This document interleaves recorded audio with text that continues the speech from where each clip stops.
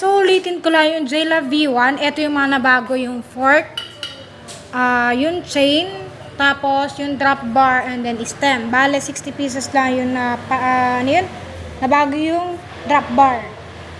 Ayan so ganito yung itsura niya. Kayo na lang magkakabit pagdating yung stem.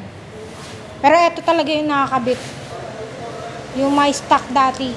Yung bilog, tapos 25.4.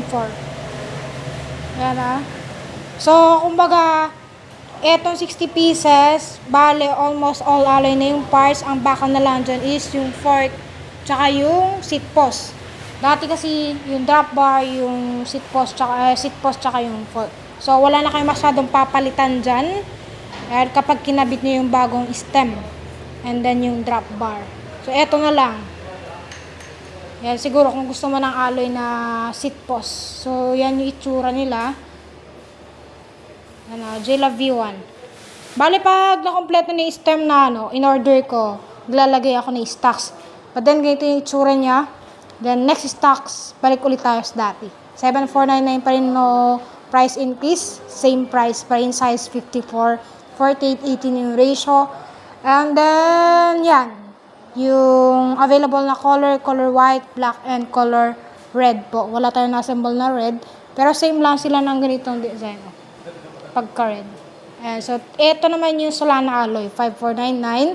Tiba nila, syempre, alloy yung frame. And then, yung sa components nila, doon sila nagkakatalo. Ito may preno sa JLab strap. And yung mga nabasa ko na kagabi, na bakit daw fixed gear pero nag-free wheel. So, sa mga hindi nakakaalam, lahat po ng mga fixing namin, ang nakaset up dyan is dual gear. Dual gear, ibig sabihin, double-threaded siya. So, meron yung fixed gear, and then yung free wheel, eto yung kulay dilaw. So, pwede nyong baliktarin yan. Kasi marami pa rin yung mga nagtatanong dyan. Minsan, tumatawa pa, bakit daw naka-free wheel. Kaya sabi ko, meron siyang free wheel, meron siyang fixed gear, baliktarin nyo lang. So, eto naka-free wheel siya. Or single speed, tawagin. So, eto. Lahat yan, nakaset up sa free wheel. Then, kung gusto mag-fixed gear, then change gear lang kayo. Pero meron yung fixed gear, sa mga hindi nakakalam. All double-sided hub. Dual gear. Ayan, flip-flop hub. Ano pa yung mga ibang term dyan? So, yan sila. Ito yung color white, black. Ito yung black na JLab 261. Ito yung army green. Ayan siya. Ayan. Then, ito naman yung kulay red. Color violet na benta. Pero, ang sold out dyan, itong color black. I think dalawa na lang. Tapos, ito naka-display. Yun yung kulay red. Violet pala to.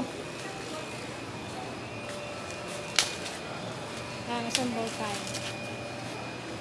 So, ito naman yung crank niya. Ayan. So, magkaiba yung crank na JLab Supreme and JLab 261. Bumama. Ito yung drop bar. Tapos, ito yung mga parts. Ito naman yung niyan. Seat post. So, konti na lang yung stocks natin. Almost sold out na. And, pang 2 days, 3 days. Konti na lang yan. Kasi may more order na yan. Hindi nga lang nabalot lahat. So, pasensya na sa nag-order ng Solana alloy black and white kagabi. Hindi talaga natapos. So, madami. Ito. But then again, don't worry, may deliver naman yan.